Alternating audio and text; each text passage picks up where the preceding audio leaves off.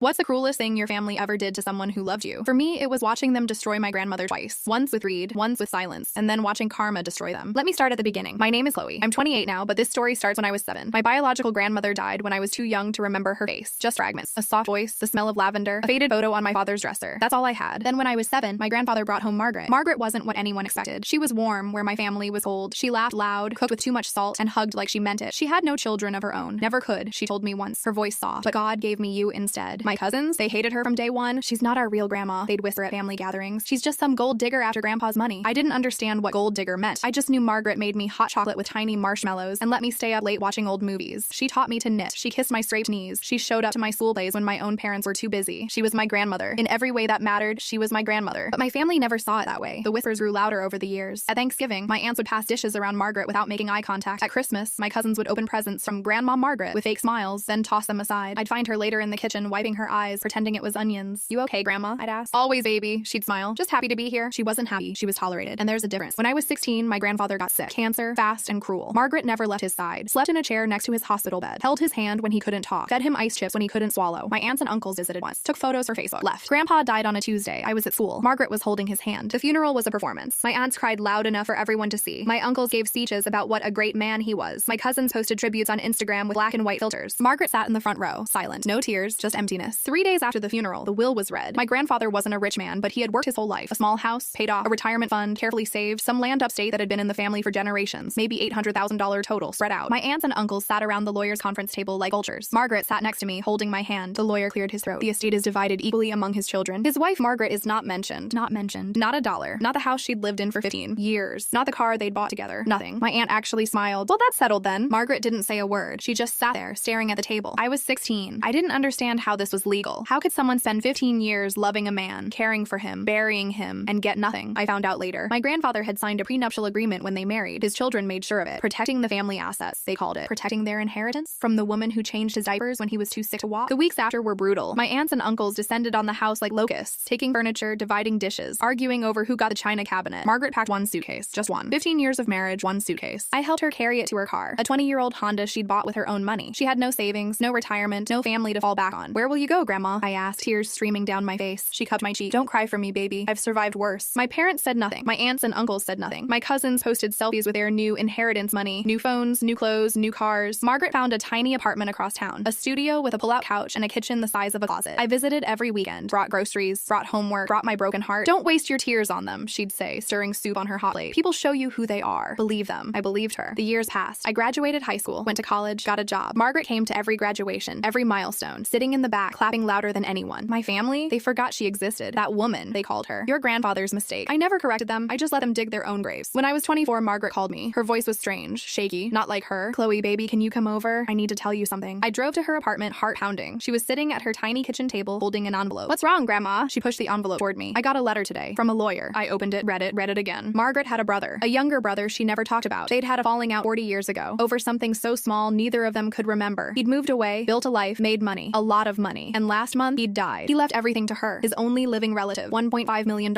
I looked up at Margaret. She was crying. For the first time since Grandpa died, she was crying. Why are you crying, Grandma? This is good news. She grabbed my hands. He remembered me, Chloe. After all these years, he remembered me. My aunts asked if she thought about sharing some of that blessing with family. By dessert, I couldn't take it anymore. We were sitting at our table when my cousin Brittany walked up in her wedding dress, champagne in hand, cheeks flushed. Margaret, she said, slurring slightly, I just want to say I'm sorry for how I treated you. I was young and stupid and I didn't understand. Margaret looked at her, really looked at her. Thank you, Brittany. That means a lot. Brittany teared up. I was hoping maybe we could start over. Be close again? I'd love to have you in my life. Margaret smiled, the kind of smile that doesn't reach your eyes. You know, Brittany, I've thought about this moment a lot. What I would say if any of you ever apologized. And you know what I realized? Brittany waited. I realized that you're not sorry for what you did. You're sorry I have money now. If I was still in that tiny apartment, still eating soup on a hot plate, still invisible to all of you, you wouldn't be standing here in your wedding dress asking for forgiveness. The table went silent. You showed me who you were 8 years ago, Margaret continued, voice steady. I believed you then. I believe you now. The only difference is that now you want something from me. Brittany's face went red. That's not true. It is true, and that's okay. I don't hate you for it. I just don't trust you. And trust, sweetheart, is the only thing money can't buy. She stood up, kissed Brittany's cheek, and walked out. I followed, heart pounding. In the parking lot, Margaret leaned against her car and laughed until she cried. Did you see their faces? Grandma, that was incredible. I've been waiting 8 years for that moment, she said, wiping her eyes. And it was better than I imagined. She bought me a house that year. Cash, full price. For everything you gave me when I had nothing, she said. I cried for a week. My family, they're still circling, still hoping, still waiting for scraps. Last I heard, my aunt had to sell her house. My cousin Brittany got divorced. My uncle's business went under. Margaret, she's 82 now. She travels, she knits, she sends me postcards from places I can't pronounce. And every time one of them calls desperate for money, she smiles and says the same thing. I'll pray for you, dear. That's all I have to give. They never call back. Sometimes I wonder what my grandfather would think if he could see this. The woman he loved, the woman his children discarded, living better than all of them combined, thriving, happy, free. I think he'd smile. I think he knew exactly what he was doing when he didn't leave her anything. Not because he didn't love her, because he knew his children would destroy her if she had anything worth taking. He couldn't protect her in life, but maybe in death he gave her the only gift he had left. A clean break, a fresh start, a chance to be loved by someone who actually deserved her. Me. That was 4 years ago. Yesterday, Margaret called me. Chloe, I'm updating my will. I'm leaving everything to you. I started to protest. She cut me off. Don't. You earned it. Not by being blood, by being there. Blood doesn't make family, baby. Showing up does. I'm still crying. And my family? They're still waiting for their inheritance from that woman. They'll be waiting forever.